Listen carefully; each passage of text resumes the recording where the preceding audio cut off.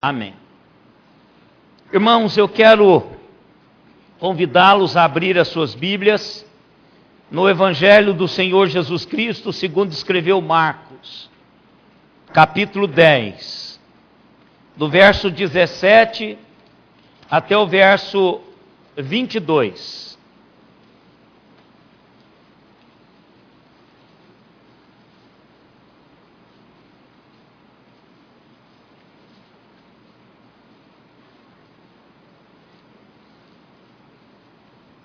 Marcos, eu falei 17? Não, 10, 17 a 22, isso. E pondo-se Jesus a caminho, correu um homem ao seu encontro e ajoelhando-se, perguntou-lhe: Bom mestre, que farei para herdar a vida eterna? Respondeu-lhe Jesus: Por que me chamas bom? Ninguém é bom senão um, que é Deus. Sabes os mandamentos? Não matarás, não adulterarás, não furtarás, não dirás falso testemunho, não defraudarás ninguém, honra o teu pai e tua mãe. Então ele respondeu: Mestre, tudo isso tenho observado desde a minha juventude. E Jesus, fitando-o, o amou e disse: Só uma coisa te falta. Vai, vende tudo que tens, dá aos pobres e terás um tesouro no céu. Então vem e segue-me. Ele, porém, contrariado com esta palavra, retirou-se triste, porque era dono de muitas propriedades. Quando pregamos, irmãos, em um texto como este, corremos o risco de perdermos a atenção da maioria dos nossos ouvintes. Porque, em primeiro lugar, é um texto familiar. E aí, você pode pensar que já sabe tudo sobre esse texto. E assim pode colocar a sua mente em ponto morto e deixar de ouvir o pregador. E aí nós tiramos uma lição. Familiaridade muitas vezes gera desprezo. Isso pode ser com textos bem conhecidos e pode ser com atos extremamente importantes, mas que nós temos familiaridade. Em segundo lugar, você pode ignorar-me hoje à noite por achar que nada na vida desse jovem rico se aplique pessoalmente a você. Por 3 motivos. O primeiro é que nunca nós nos consideramos ricos o suficiente. Eu nunca conheci uma pessoa que realmente se achasse rica, de verdade. Eu conheço algumas pessoas ricas, pessoas de posse, mas elas nunca são ricas em seus próprios olhos. Porque às vezes, e muitas vezes, alguém mais rico próximo a elas. Uma vez que esse jovem é descrito como um jovem rico, nós automaticamente assumimos que o que Jesus disse a ele não aplica a nós, porque nós não somos ricos. Em segundo lugar, raramente também pensamos em nós mesmos como sendo jovens. Mesmo quando somos jovens, nós queremos ser velhos, maduros. E quando vamos caminhando para a velhice, queremos ser jovens. Achamos que estamos envelhecendo rápido demais. Então, este homem é descrito como jovem e um jovem rico. E a maioria que aqui está não é tão jovem assim. Em terceiro lugar, nós temos pouca autoridade, quase nenhuma. As crianças reclamam que os seus pais são injustos, porque exercem uma autoridade pesada sobre eles, e eles não podem fazer quase nada, e eles não têm uma voz ativa dentro de casa. A última palavra sempre são dos seus pais. Os maridos reclamam que quem mandam nas suas casas são as esposas. E as esposas reclamam que elas não têm em casa direitos iguais. No trabalho, todos nós que trabalhamos sempre temos alguém com autoridade maior do que a nós. O resultado é que nós nunca nos vemos também como pessoas com autoridade. Esse jovem, além de ser jovem, é um jovem rico e que tinha posição de autoridade. Obviamente, nós não somos nada comparado com ele. Mas eu quero dizer para os irmãos que podemos não ser jovens, podemos não sermos ricos, podemos não ter aquela autoridade que nós gostaríamos de ter plena, que nós não temos de verdade. Mas o fato é que esse jovem rico, de posição, segundo os evangelistas Mateus, Marcos e Lucas, que trazem nos seus relatos, cada um dando uma porção de esclarecimento sobre a vida desse jovem, esse jovem nos ensina muito. Essa aproximação de Jesus Cristo é uma aproximação que traz ao meu e ao seu coração verdades absolutas da palavra de Deus, que ainda hoje nós encontramos pessoas cometendo os mesmos enganos que esse jovem cometeu. E eu queria, irmãos, nesta noite, conversar com os irmãos sobre 4 erros, 4 enganos desse jovem que ainda se comete hoje no nosso meio, que nós encontramos pessoas, e alguns até caminham conosco, têm essa realidade devocional, legal, com relação às realidades de Deus, mas não desfrutam de uma realidade espiritual e íntima com Deus dessa realidade legal.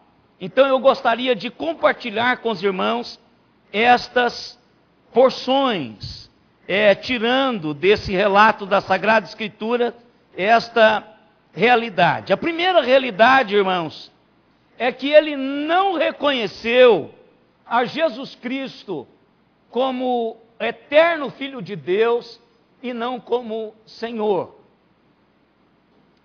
Ele não reconhece a Jesus Cristo como eterno Filho de Deus, logo Senhor absoluto de todas as coisas.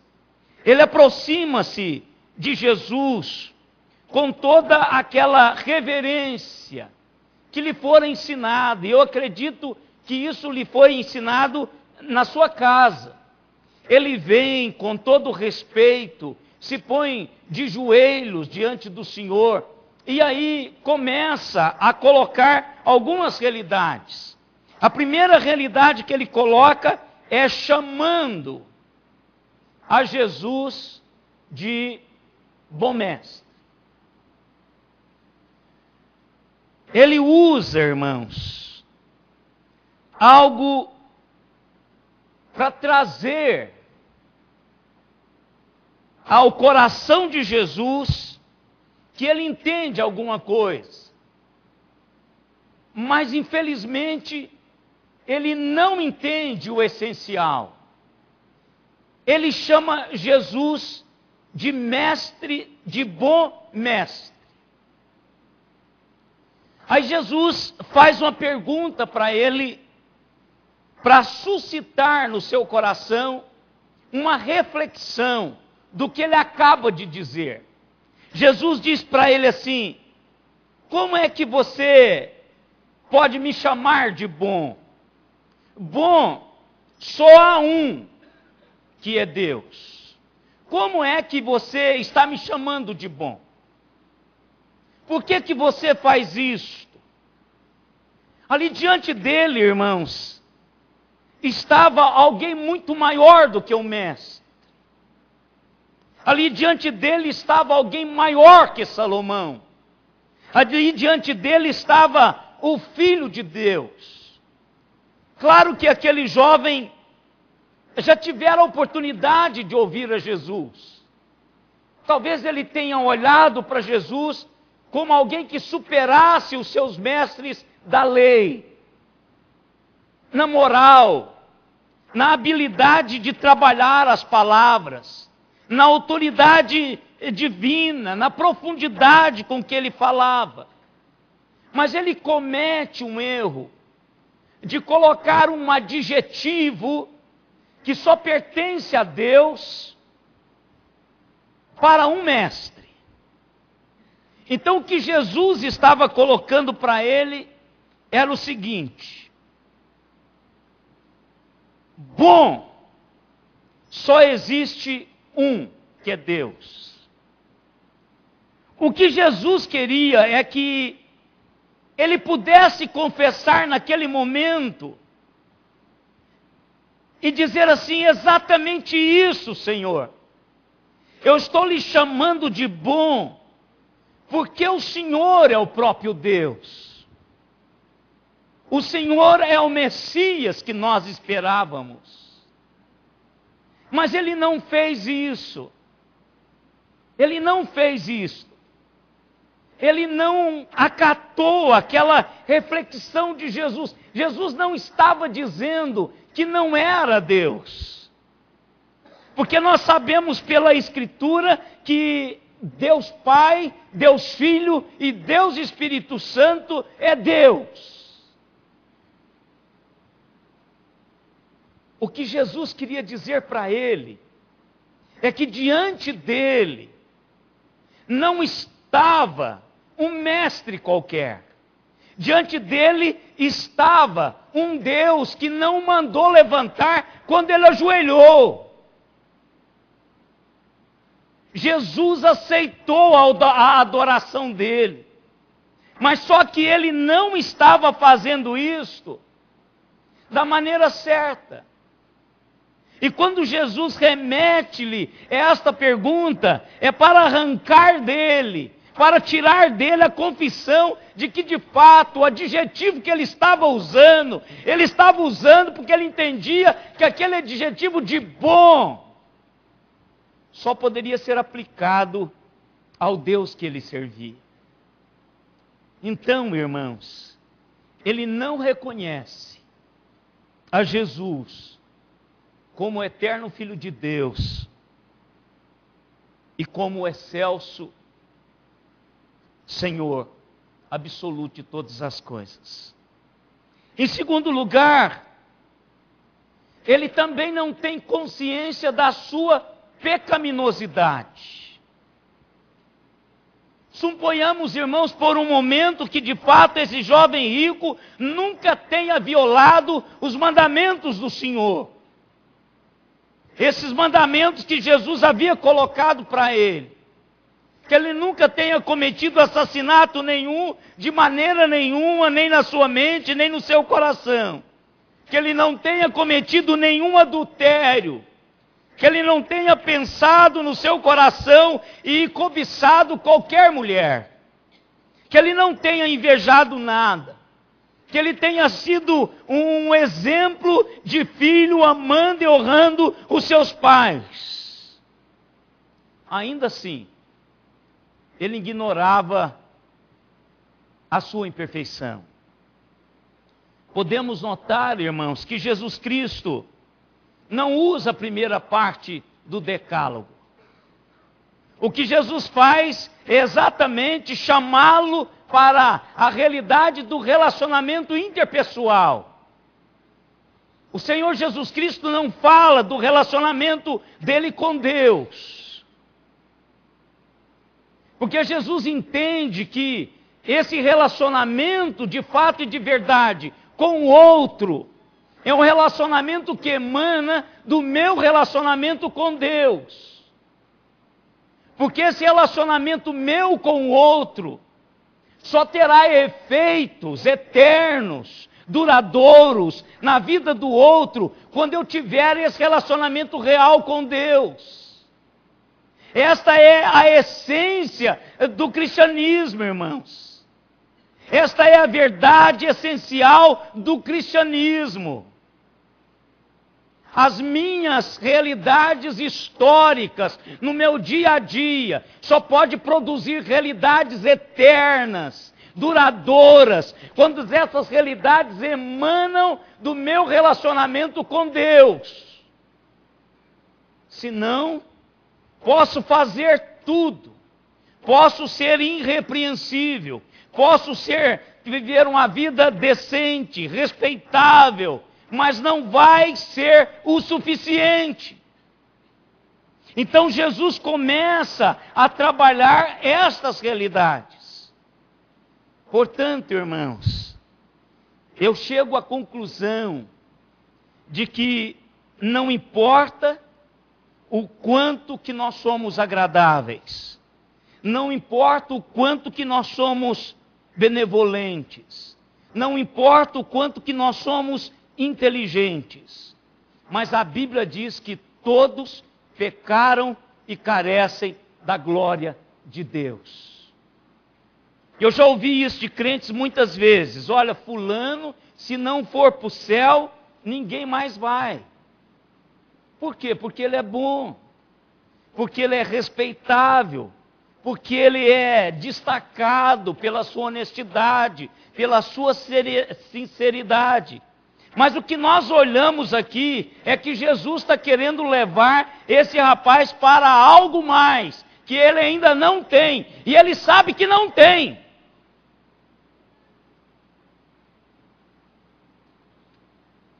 Irmãos,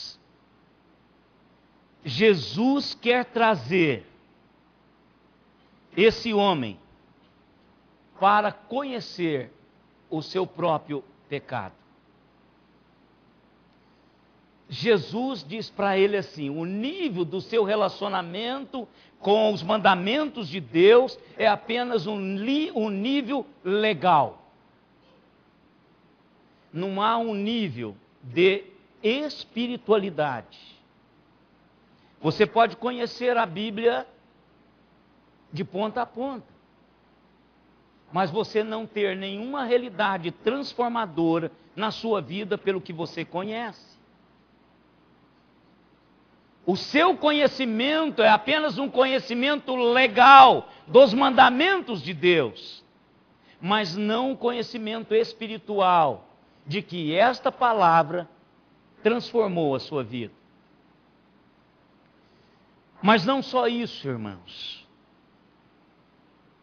Ele não só não reconhece a Jesus como o eterno Filho de Deus e Senhor absoluto de todas as coisas, e ele não tinha consciência da sua pecaminosidade, mas ele tinha entendido mal o plano da graça, o plano da salvação. O que farei eu de bom para alcançar a vida eterna? E um dos evangelistas diz assim: o que mais eu preciso fazer para alcançar a vida eterna? Irmãos, não há nada mais difícil fazer com que o homem entenda e acredite que chegar ao céu é só pela graça. Não há nada mais difícil de colocar na cabeça das pessoas que você não precisa fazer absolutamente nada para ir para o céu. Nós queremos fazer alguma coisa. Não há nada que você faça que vai levar Deus te amar mais. Não há nada que você faça que vai levar Deus te amar menos. Simplesmente Deus te ama. E lhe chamou, lhe encheu o coração de esperança. E isto basta, irmãos. Essa realidade precisa encher os nossos corações, e Jesus queria que essa realidade enchesse o coração daquele jovem. Marcos diz que Jesus o fitou e o amou. Todas as vezes, irmãos, que eu penso nesse texto, eu penso nessa manifestação do amor de Deus, expressado aqui pelo seu Filho. Imagina aquele olhar fulminante de amor. A gente já fica tonto quando as nossas esposas, quando as namoradas olham para a gente e os olhinhos delas brilham de amor, de carinho, que você sabe que ela te ama. Agora imagina o amor, olho no olho, do Filho de Deus. Arrepia a alma. Jesus o amou. Jesus queria que ele entendesse que ele não precisava fazer nada. E quando Jesus diz, olha, cumpra lá os mandamentos, você já cumpriu, já fiz tudo isso. Jesus queria dizer, então, você fez tudo isso e não foi o suficiente. Você precisa de algo mais, e isso que você precisa, você não precisa fazer nada.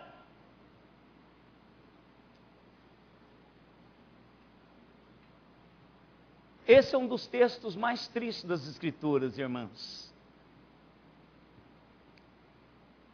Em outras palavras, Jesus diz assim para esse jovem: o seu problema não é com os últimos mandamentos. O seu problema é com os primeiros mandamentos. Dê as suas posses antes que elas possuam você. Você está num precipício perigoso. As suas riquezas estão prestes a dominar você. Doe isso antes que elas destruam a sua vida. Porque você já colocou as suas riquezas como seu ídolo, como seu Deus. E não há nada que você possa fazer para entrar nos céus. A única coisa que você pode fazer é desvencilhar desta realidade e caminhar comigo. Caminhe comigo, segue-me, para você aprender a realidade do céu. Porque o reino de Deus está próximo. E o que acontece com ele, irmãos? Ele foi embora.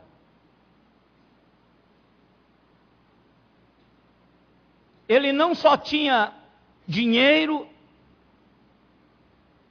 não há nada de errado em ter dinheiro. Mas ele fez do dinheiro o seu Deus. Ele estava tão apegado a isto que ele não se via desgrudado dessa realidade. Ele amava tanto o dinheiro que esse dinheiro o impediu, pelo menos naquele momento, de entrar no reino dos céus. Alguém já disse, irmãos, que esse jovem rico veio à pessoa certa, com a pergunta certa, recebeu a resposta certa, mas tomou a decisão errada. Esses versos, Mateus, Marcos e Lucas, que todos eles colocam essa retirada com tristeza, que ficou triste porque era dono de uma grande propriedade, dono de uma grande fortuna, dono de um grande tesouro. De certa forma, irmãos, isto foi um engano trágico e fatal. O homem, irmãos, pode entender mal a divindade de Cristo, pode ser cego quanto a si mesmo, pode entender mal a graça de Deus e ainda ser salvo, se ele não sair de próximo de Jesus. Pedro, André, João, Mateus e todos os outros que caminharam com o Senhor não entenderam completamente sobre o senhorio de Jesus, não entenderam completamente o plano da graça, não entenderam completamente o que Jesus vinha fazer de fato, a morte de Jesus. Eles não entendiam completamente isso, mas eles se comprometeram com Jesus para caminhar com Jesus e ter um coração aprendiz, aprender de Jesus estas realidades. A tristeza, irmãos, é que apesar desse amor, ele foi embora. Há uma frase que dizia sempre nos nossos estudos de evangelismo pessoal, que dizia assim: quando o amor é sentido, a mensagem é ouvida. Então esse slogan cai por terra aqui.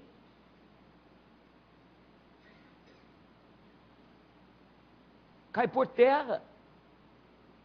O que é verdade é que quando o amor é sentido, a mensagem pode ser ouvida ou a mensagem pode não ser ouvida.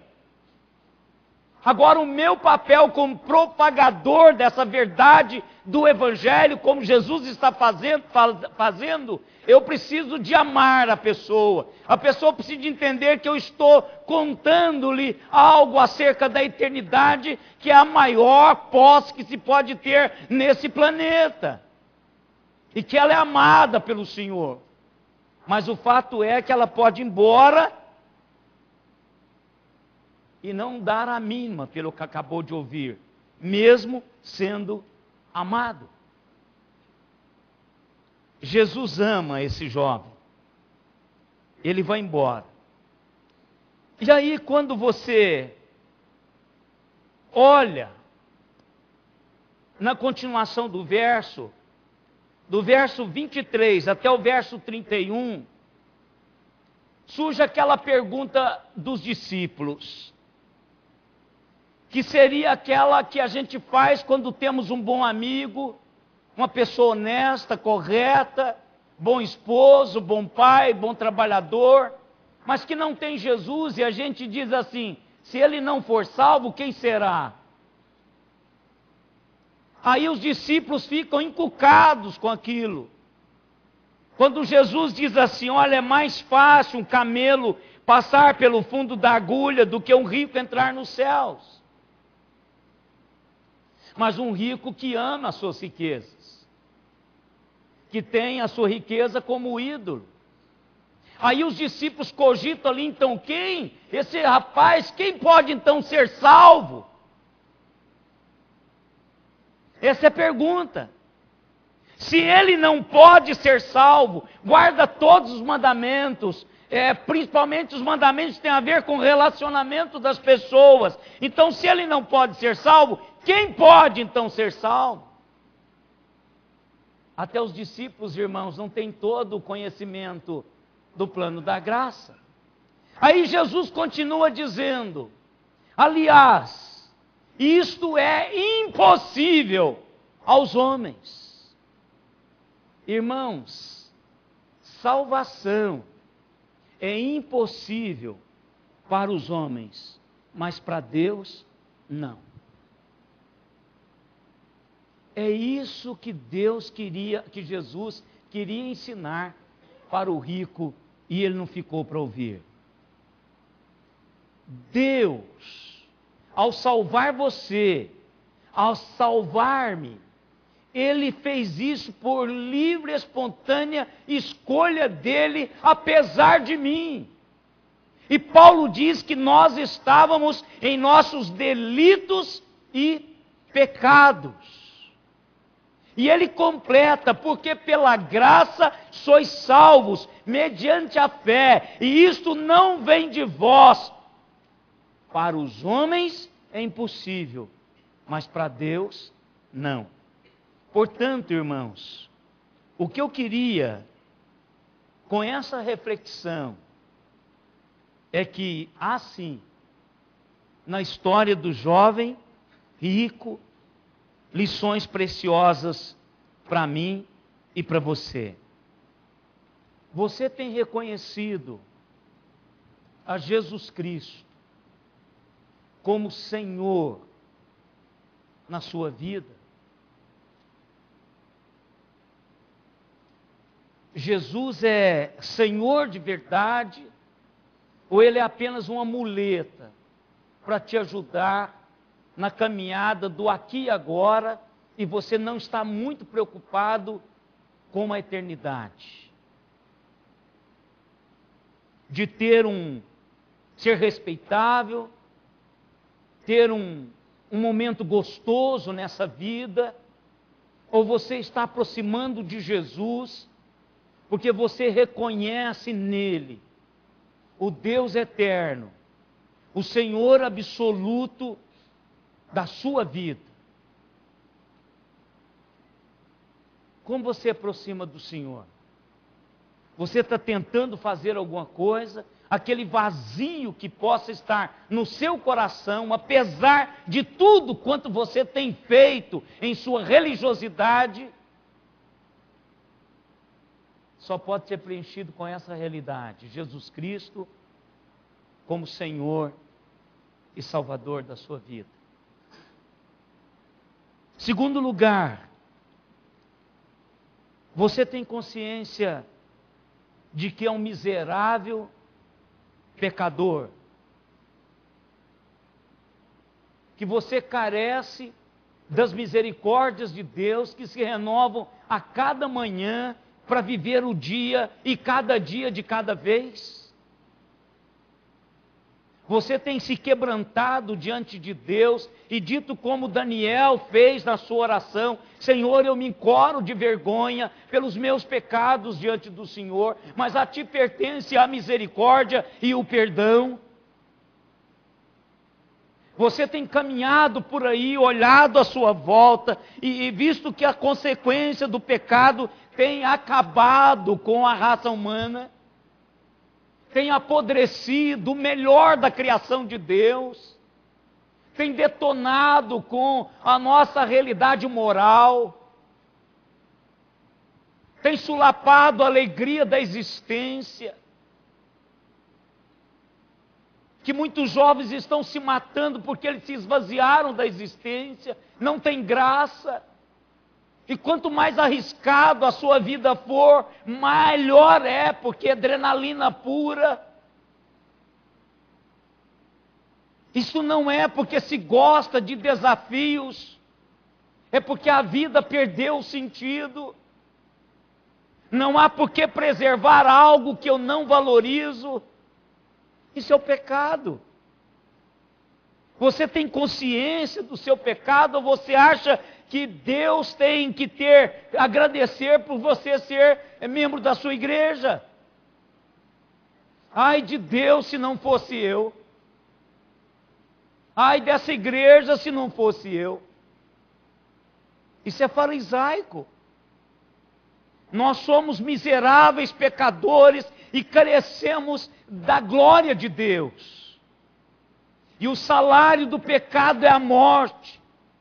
Mas o dom gratuito de Deus, aí vem o entender da graça voluntária de Deus alcançando-nos. Todos nós somos alcançados pela graça voluntária desse Deus maravilhoso, que decidiu me amar, e me amar quando eu não tinha, e ainda não tenho nada que atraia o seu amor.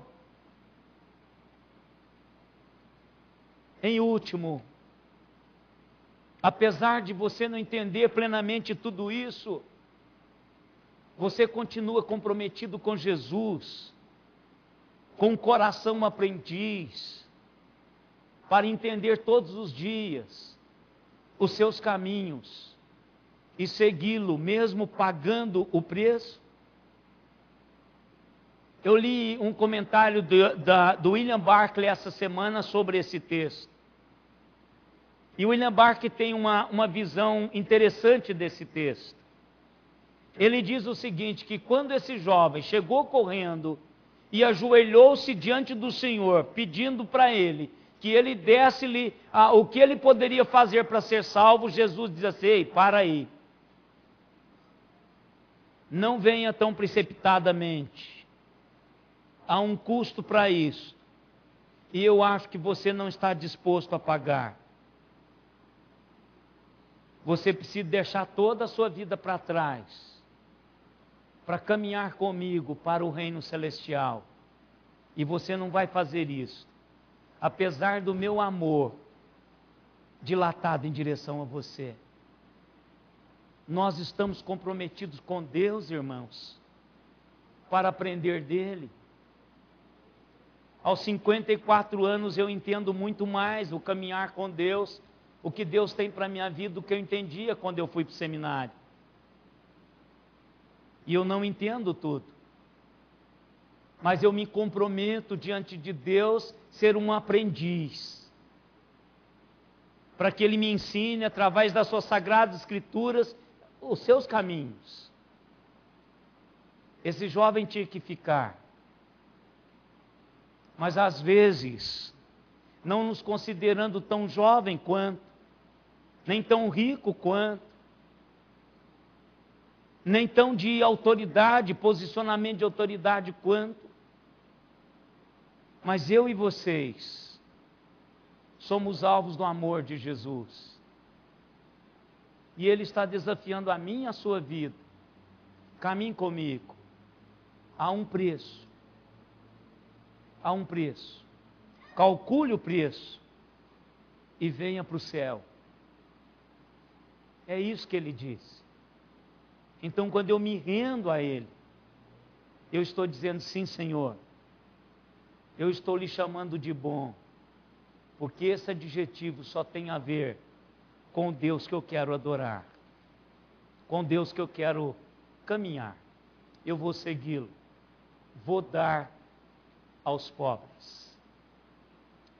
Às vezes, irmãos, nós temos uma fachada de religiosidade, mas quando nos pega para fazer o que se tem que fazer, nós não fazemos. No fundo, aquele jovem era um egoísta. Porque apesar de não ter cobiçado, não ter matado, não ter adulterado, ele não tinha suas riquezas para o outro. Só para ele. Mesmo que isso lhe custasse a vida eterna. Às vezes, irmãos, nós somos caminhantes de fé, parecidos com esse jovem. Não somos jovens, não somos ricos, não temos posição de autoridade, mas caminhamos no mesmo caminho. Queridos, o desafio de Deus para mim e para você hoje é caminhar com Cristo.